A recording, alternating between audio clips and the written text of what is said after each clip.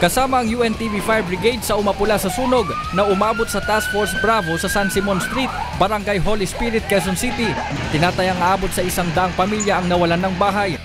At aabot naman sa 750,000 ang halaga ng ari-ariang tinupok ng apoy.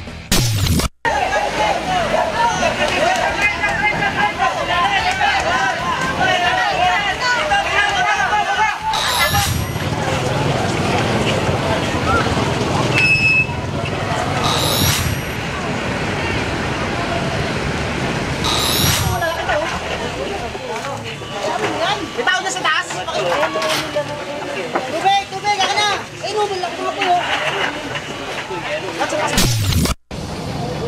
May estimated involved na residential, light materials, mga 50. Estimated lang. Wala namang iniulat na nasawi sa sunog na ikinasugat ng 3 residente. Idineklarang fire out ang sunog makalipas ang 2 oras at inaalam pa ng mga otoridad ang sanhi nito.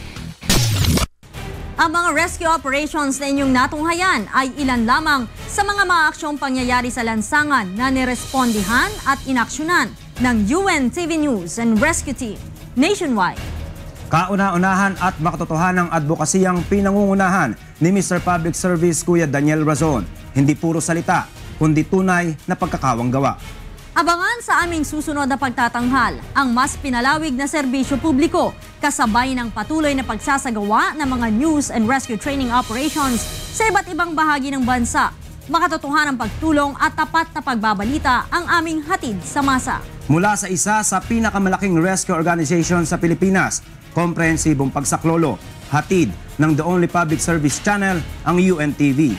Ang paggawa ng mabuti ay hindi magbubunga ng masama. Tulong muna bago balita. Quick Action Team!